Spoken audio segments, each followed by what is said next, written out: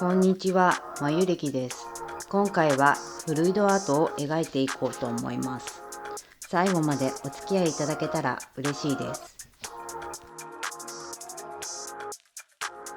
フルイドアートはいろいろな絵の具を重ね合わせて描いていく様式で、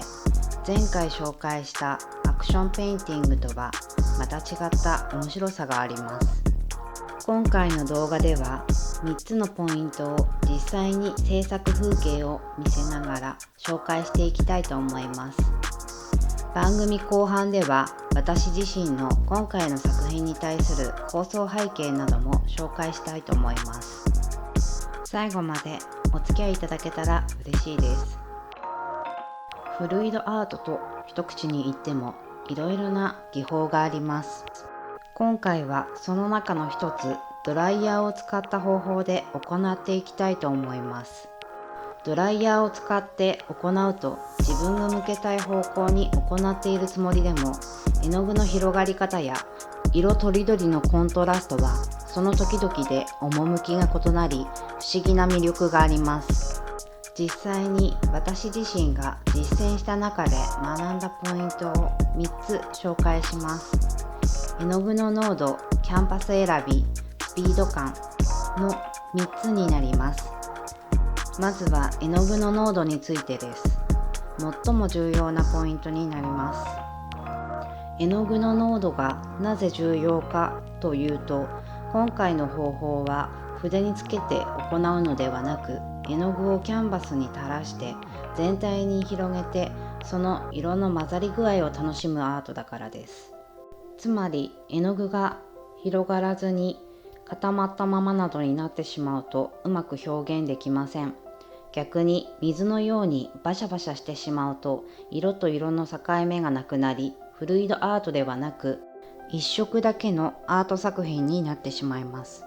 だからこそこの絵の具の濃度はとても重要なんじゃないかなと思っています。そしてそのポイントの中にも2つのチェックポイントがあります。アクリル絵の具自身と配合です。まずアクリル絵の具自身について、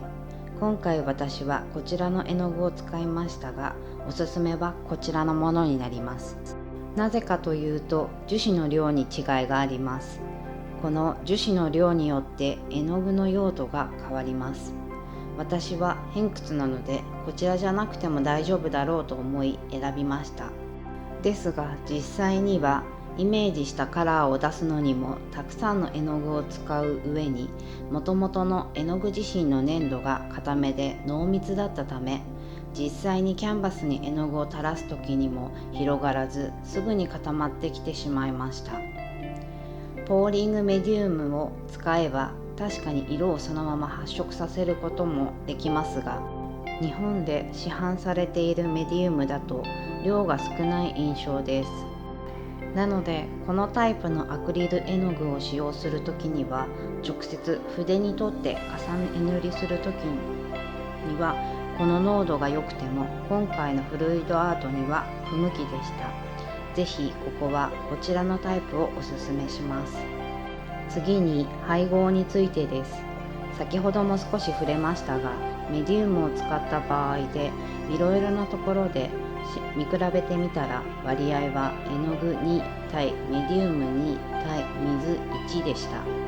でもこれが正解ではなく、他の YouTuber の方だとメディウム3対絵の具1だったり、メディウムの代わりに水性ペンキ3対絵の具1対水1にセルを出すためにシリコン樹脂を少し加えている方もいらっしゃいました。そう思うと絵の具1にメディウム2、3が妥当なのかなと思います。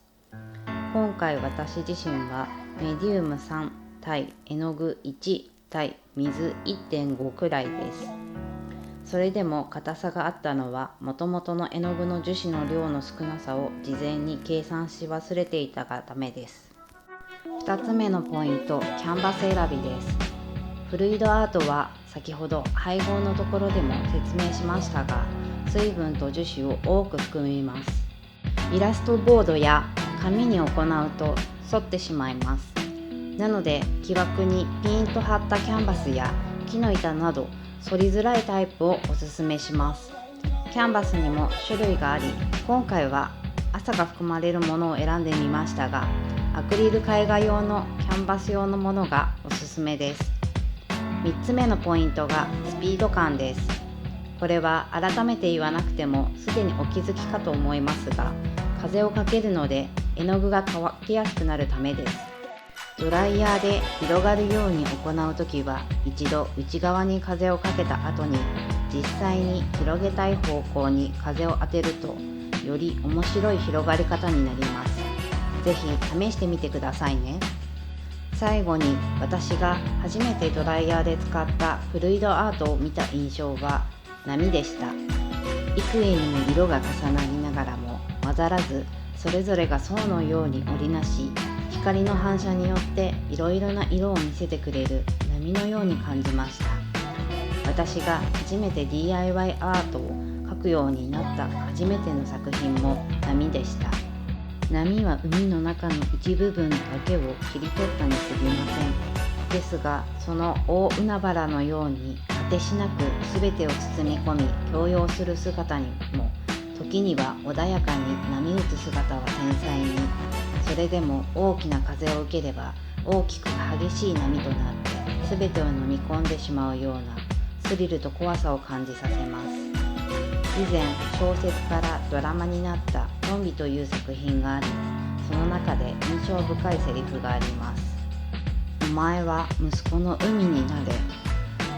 不器用なりに子育てに奮闘する父親に対して、その父親自身にとっても親のような存在のお坊さんが